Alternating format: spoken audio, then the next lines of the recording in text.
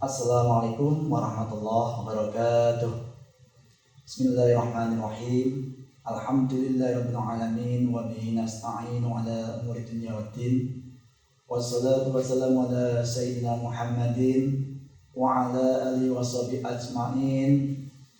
La haula wala quwwata illa billahil aliyyil azim. Qala Allah ta'ala fil Qur'anil Karim. A'udzu billahi minasyaitonir rajim. Bismillahirrahmanirrahim. Ya ayyuhalladzina amanu kutiba 'alaikumus syiyamu kama kutiba 'alal ladzina min qablikum la'allakum tattaqun. Al-ayah. Shadaqallahul azim. Amma ba'd. Yang terhormat Kepala SMK Raden Mas Said Kudus, beliau Bapak Ageng Pamida Sarjana Komputer. Yang kami hormati segenap Bapak-bapak Wakil Kepala Sekolah, baik bidang kurikulum, bidang kesiswaan, bidang humas, udin, bidang sarpas. Yang kami hormati segenap Bapak Ibu guru dan staf tenaga pendidikan SMK Raden Mas Said Kudus, serta tak lupa anak-anakku semua, siswa-siswi yang saya cintai, yang saya banggakan. Pertama-tama marilah kita panjatkan puja puji syukur kehadirat Allah Subhanahu wa taala biqaulina alhamdulillah wa syukurillah, yang mana sampai saat ini kita masih diberikan kenikmatan berupa kesehatan, kesempatan, rahmat taufik hidayah dan inayahnya, wabil khusus nikmatul iman dan Islam, sehingga pada kesempatan kali ini kita masih diberikan tawil umur fi taatillah, diberikan umur panjang, kita bisa melaksanakan ibadah shaum Ramadan.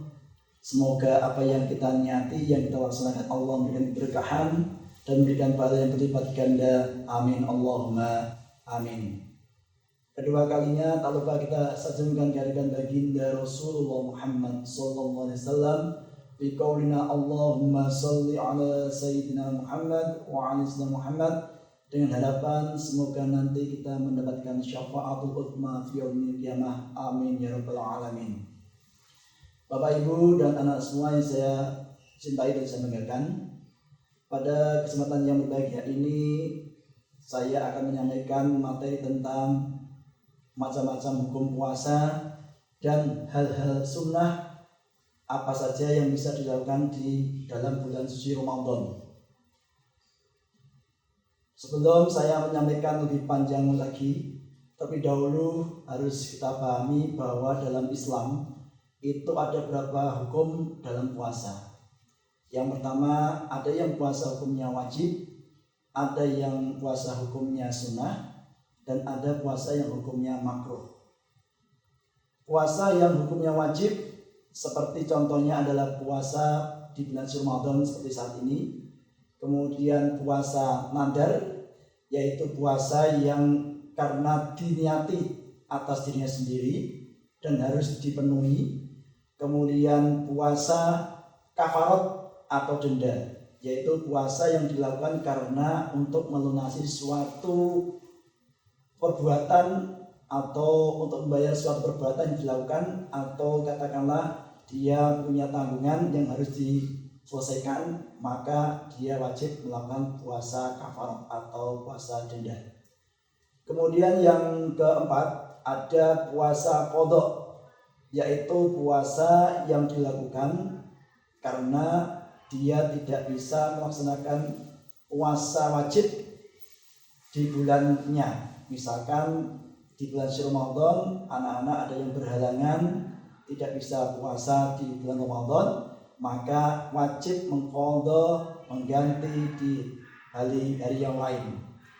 Yang kedua, puasa sunnah. Puasa sunnah yaitu puasa yang dianjurkan oleh Allah, yang mana di dalamnya banyak kebaikan yang akan diperoleh jika memang dia melakukannya. Seperti contoh yang pertama adalah puasa 6 hari di bulan Syawal. Jadi anak-anak nanti ketika di bulan Syawal pada hari Idul Fitri, mulai tanggal 2 sampai dengan tanggal 30, anak-anak nanti bisa melakukan puasa selama 6 hari. 6 hari ini nanti bisa sekaligus runtut, bisa juga dalam jeda waktu tertentu. Tetapi yang penting adalah masih dalam bulan Syawal, anak-anak melakukan puasa selama 6 hari. Dan pahalanya sangat besar. Barang siapa yang berpuasa 6 hari di bulan Syawal, dia nanti akan memperoleh pahala seperti puasa 1 tahun lamanya.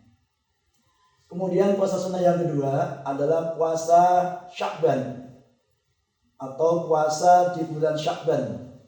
Seperti kemarin anak-anak puasa 1-2 hari dan seterusnya. Kemudian ada lagi puasa Arafah atau puasa yang dilakukan pada tanggal 10 Dzulhijjah.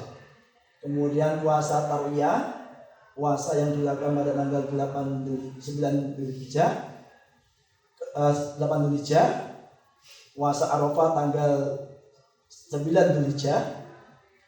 Kemudian puasa Senin Kamis, seperti di hari biasa anak-anak bisa melakukannya, bisa melaksanakannya sesuai dengan kemampuannya. Kemudian ada juga puasa sunnah, puasa Daud, yaitu puasa yang dilakukan secara bergantian harinya, atau bahasa Jawanya itu selang-seling. Misalkan dari Senin puasa, hari Rabu tidak, hari Jumat puasa, dan seterusnya. Yang kelima, puasa sunnah yang lain adalah puasa Tasu'a, yaitu puasa sunnah yang dilakukan pada tanggal 9 Muharram. Kemudian ada lagi puasa Asyura yang dilakukan pada tanggal 10 Muharram. Kemudian ada puasa Ayyamul Bid, yaitu puasa yang dilakukan pada setiap tanggal 13, 14, 15 di bulan Hijriah setiap bulannya. Jadi misalkan ini bulan bulan Sya'ban, misalkan anak-anak melakukan puasa Ayyamul Bid ini dilakukan pada tanggal 13, 14, 15 di bulan Sya'ban. Contoh seperti itu. Kemudian ada lagi puasa sunnah, puasa Sya'ban atau Ruwah. Tadi saya katakan ini juga paling besar sekali. Kemudian yang ketiga, ada puasa yang diharamkan atau dilarang oleh agama. Artinya kita tidak boleh melakukan puasa pada hari tersebut. Yang pertama yakni pada tanggal 1 Syawal. Ya, jadi tanggal 1 Syawal Idul Fitri itu tidak boleh puasa. Kemudian tanggal 10 Dzulhijjah atau Idul Adha tidak boleh puasa. Kemudian di hari Tasyrik pada bulan Dzulhijjah, yakni tanggal 11, 12, 13 Dzulhijjah. Kemudian ada lagi puasa yang dibuat-buat, yang tidak ada dalilnya atau dasarnya. Misalkan puasa di bulan Rabiul Awal, menetapkan tanggal 12 Rabiul Awal atau 12 Mulud, di mana Rasulullah Muhammad dilahirkan. Kita puasa, padahal tidak ada tuntunannya. Ini juga diharamkan oleh agama kita. Kemudian ada lagi puasa yang mana tidak disyaratkan atau tidak diatur oleh agama. Oke, selanjutnya adalah puasa yang termasuk diharamkan oleh agama kita adalah puasa pegawai atau pekerja yang mana menyebabkan pekerjaannya menjadi kacau. Gara-gara puasa pekerjaannya menjadi tidak terlaksana dengan baik. Ini juga dilarang oleh agama. Ada lagi puasa dilarang adalah puasa seorang istri yang tanpa izin suaminya melakukan puasa sesuai dengan keinginannya. Ini juga dilarang oleh agama. Jadi wajib izin pada istrinya, begitu sebaliknya. Kemudian yang selanjutnya adalah puasa makruh. Puasa makruh adalah puasa yang apabila dilakukan itu tidak dapat pahala, tapi ketika ditinggalkan kita dapat pahala. Contoh dari puasa makruh yaitu puasa ad-dahr atau puasa setahun terus-menerus tanpa putus. Ini tidak boleh.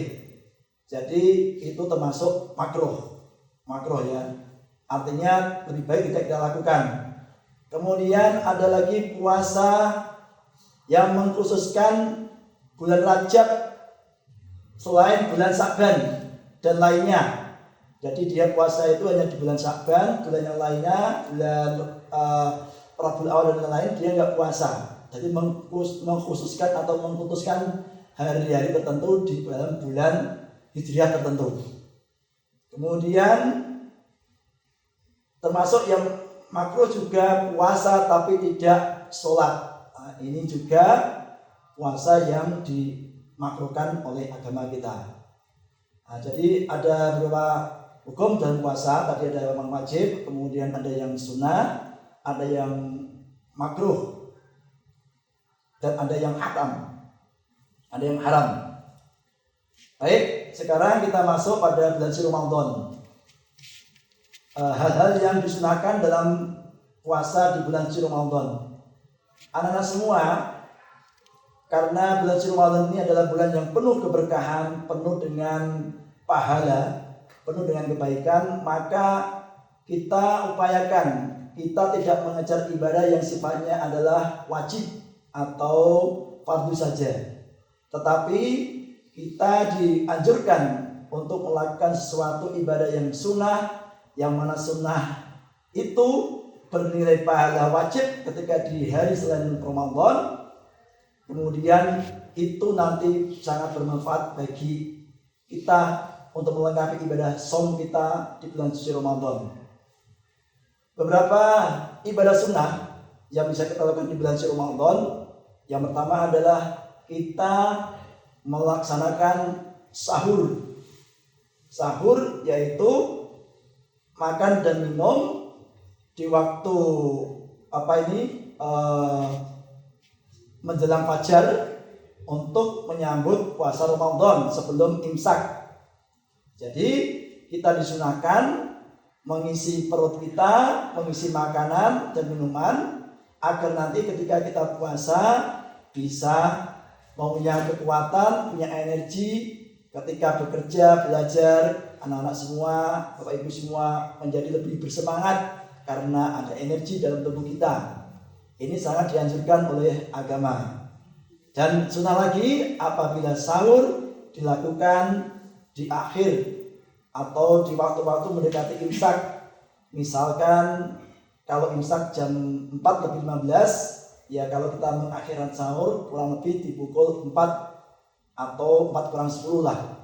Itu termasuk waktu akhir dari waktu sahur. Seperti dalam suatu dalil dikatakan tasahharu fa inna fis sahuri barokah. Sahurlah kalian semua karena sesungguhnya dalam sahur itu ada barokah. Jadi bagi yang bersahur pada bulan suci Ramadan, maka dia akan mendapatkan keberkahan. Apa itu keberkahan? Keberkahan adalah ziyadatul khair wa dawamuhu. Apa itu? Yakni setiap hari, semakin hari itu semakin tambah kebaikan bagi dirinya atau bagi orang lain. Tambah sregep ibadahnya, tambah semangat ibadahnya, tambah bagus perilakunya, tambah bagus perkataannya. Nah, ini yang namanya adalah barokah. Yang kedua adalah sunnahnya. Yang kedua adalah kita melakukan segera berbuka. Nah, jadi ketika sudah ada adzan Allahu Akbar waktu maghrib, anak-anak langsung membatalkan puasa. Minimal anak-anak bisa minum minuman yang manis atau dengan kurma kalau ada. Kalau nggak ada cukup teh manis juga nggak apa-apa. Ya, diupayakan yang manis-manis karena itu termasuk sunnah daripada berbuka puasa. Setelah itu anak-anak sholat dulu. Setelah sholat maghrib anak-anak baru makan besar agar nanti perut terkondisikan dengan baik.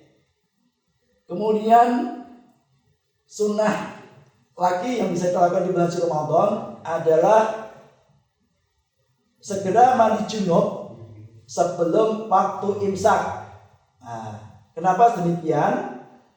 Karena ketika kondisi junub atau punya hadas besar, anak-anak nanti agar bisa beribadah dengan baik dan maksimal, maka anak-anak dianjurkan untuk mandi junub sebelum imsak, dengan harapan ketika menghadapi subuh nanti anak-anak dan ibu bapak semuanya bisa mengikuti ibadah sholat subuh dan seterusnya, seperti itu.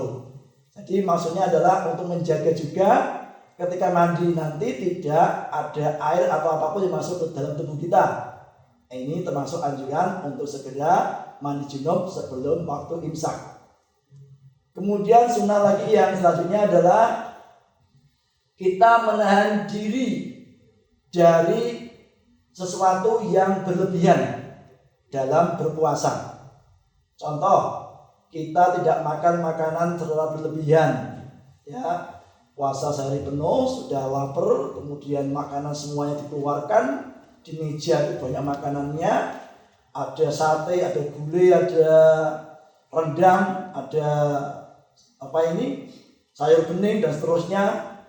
Ini menurut ajaran agama ini kurang bagus karena terkesan berlebihan, kecuali kalau dalam proses kegiatan buka bersama, maka dengan banyak tidak apa-apa. Kalau hanya keluarga kita 1, 2, 3 makanannya satu meja full, dan terlalu berlebihan, ini tidak dianjurkan dan kita tidak dapat sunnah daripada puasa Ramadan. Selain itu lagi adalah tidak berlebihan dalam kegiatan Ramadan. Contoh, kita menghindari diri dari mendengarkan musik. Musik memang enak dengerin musik, ya kan? Tapi alangkah lebih baiknya musik nanti itu diganti dengan murotal atau selawat. Itu lebih baik karena bernilai pahala. Itu diantara yang berlebihan. Kemudian juga bagi seorang wanita ketika bersolek di bulan Ramadan, itu juga jangan terlalu kelihatan menor, jangan kelihatan terlalu berlebihan, ya kan? Bedaknya double satiga, dijempuli, ya kan? Ada warna-warninya, lipstiknya tebal, merah merona, membara. Ini diupayakan agar tidak mengundang syahwat lain jenis, maka berdandanlah secara wajar. Ya kalau bedakan ya yang wajar, lipstikan yang wajar, agar nanti tidak mengundang syahwat dari laki-laki, seperti itu. Kemudian sunnah lagi yang bisa kita lakukan adalah kita selalu menjaga lisan kita, menjaga perkataan kita dari hal-hal yang bisa merusak pahala puasa atau merusak keutamaan puasa. Contoh, anak-anak semua tidak suka berbicara yang tidak penting pada bulan Ramadan. Apalagi kok anak-anak diajak untuk menggibah. Apa itu menggibah? Menggibah itu adalah membicarakan kejelekan orang lain. Kemudian melakukan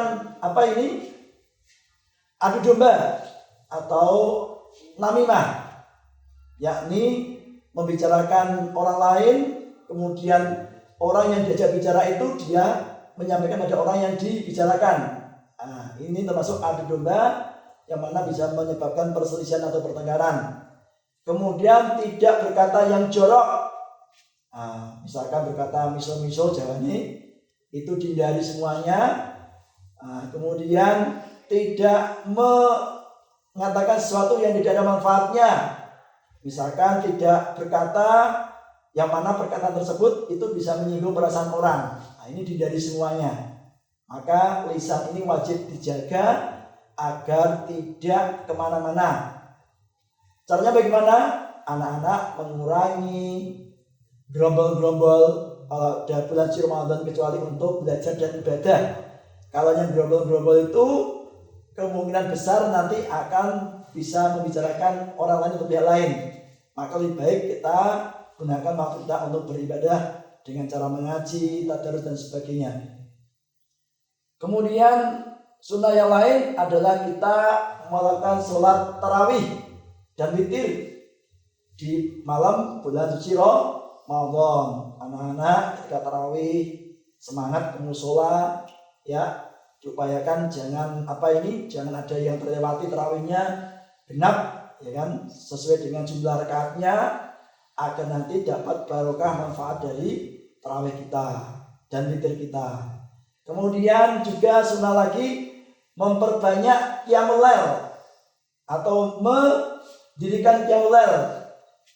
Mangkoma Ramadhana imanan wahtisaban ghufira lahu ma taqaddama min dzambi.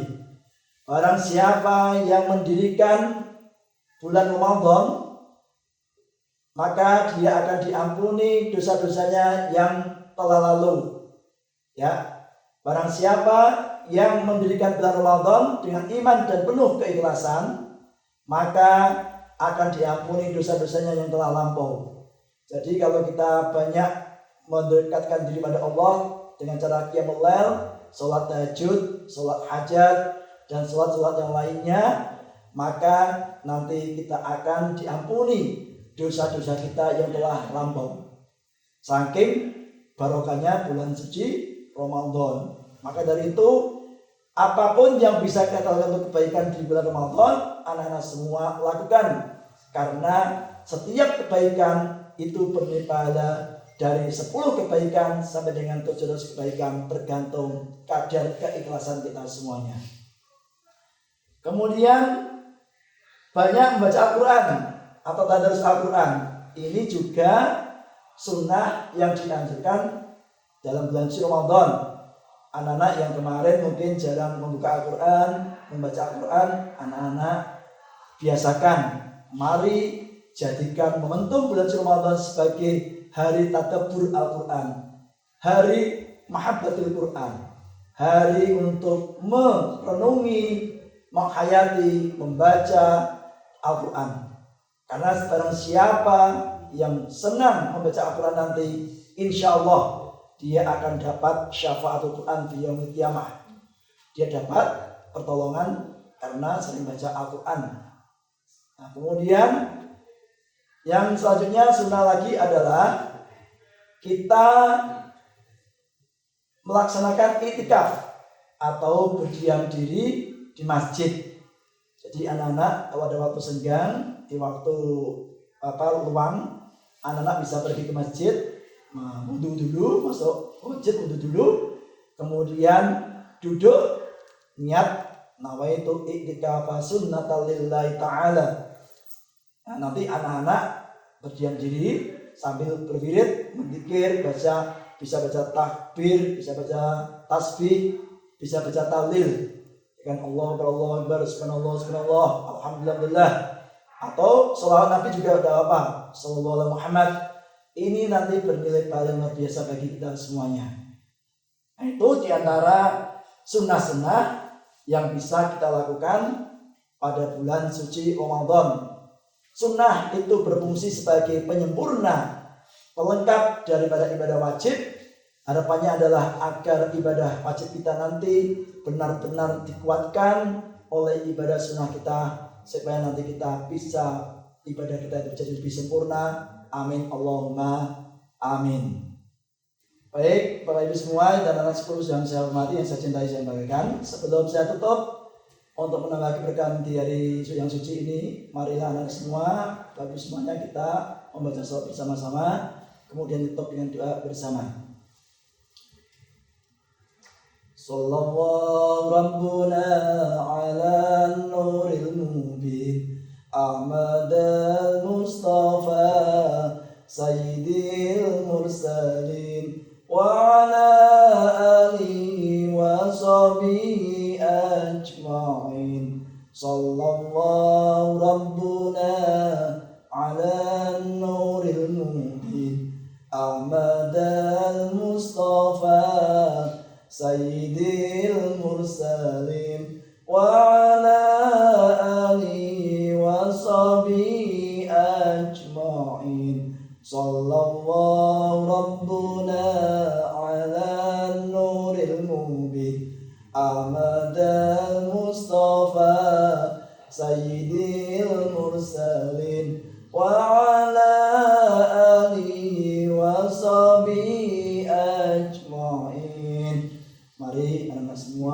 tapi semuanya kita tutup doa. Semoga Allah memberikan kepada kita semuanya sehingga puasa kita, ibadah kita semuanya diterima Allah Subhanahu wa taala. Amin Allahumma amin. Allahumma shalli ala sayyidina Muhammad wa ala sayyidina Muhammad sayyidil awwalin wal akhirin wa sallam radhiyallahu tabaraka wa ta'ala kulli sahabatin rasulillah ajmain. A'udzu billahi minasyaitonir rajim. Bismillahirrahmanirrahim. Alhamdulillahirabbil alamin hamdan syakirin hamdan na'imin hamdan dzakirin hamdan dzakir hamdan yafin wa kafi mazida ya rabbana lakal hamdu kama yanbaghi li wajhika wa 'ala sultanik subhanaka la nuhsi sana'an 'alaika asna nafsik Allahumma ighfir lana wa liwalidina warhamna kama rabbayana shighara wa jamil muslimina wal muslimat wal mu'minina wal ahya'i wal amwat Allahumma shalli ala sayyidina Muhammadin tibbil qulub bidawaiha wa afiyatul abdani wa shifaiha wa nur absari wa anbiya wa sallim Allahumma shalli ala sayyidina Muhammad ashhadu dhalimin dhalimin wa akhrijna min bainin salim wa tajmain Allahumma taqabbal minna ya Allah min salatina wa siyamana wa rukunana wa du'ana wa tahassunana wa ta'abbudana wa qira'atana fi dini wa bil khair innaka la kulli shay'in qadir Allahumma ij'alna wa ij'al awladana wa ij'al ustadana wa ij'al talamidina wa ij'al al-baydina wa ij'al jamiyatina min ahli al-ilm wal khair min ahli al-Qur'an wa min ahli as-sadaqah wa min ahli at-taqwa min ahli al-jannah wa la taj'alna wa iyyahum min asy-syarri wad-daradiyan Allahumma hawil lana al-khair ala dzikrika wa syukrika wa husni ibadatik Allahumma inna nas'aluka ridha wal jannah wa na'udzubika min sakhatika Allahumma hassil maqasidana maqasid ad-din wad dunya wal akhirah Rabbana ighfir lana wa lil ladzina sabaquna bil iman wa la taj'al fi qulubina ghillan lil ladzina amanu rabbana innaka rahim Rabbana zalamna anfusana lam taghfir lana warhamna lanakunanna minal khasirin ربنا هب لنا من ازواجنا وذرياتنا قرة اعين واجعلنا اماما ربنا واتنا من لدنك رحمة وهب لنا من امرنا رشدا لا اله الا انت سبحانك اني كنت من الظالمين حسبنا الله ونعم الوكيل نعم المولى ونعم النصير ولا حول ولا قوة الا بالله العلي العظيم ربنا آتنا في الدنيا حسنة وفي الآخرة وقنا عذاب النار وادخلنا الجنة مع الأبرار يا عزيز الغفار يا رب العالمين ربنا إنك أنت السميع العليم وتب علينا إنك أنت التواب الرحيم رب اجعلني مقيم الصلاة من ذريتي ربنا وتقبل دعاء وصلى الله على سيدنا محمد النبي الأمي وعلى آله وصحبه وسلم سبحان ربك رب العزة عما يصفون وسلام على المرسلين والحمد لله رب العالمين نقبل بأسرار الفاتحة Alhamdulillahirabbil alamin rahman rahim maliki yaumiddin iyyaka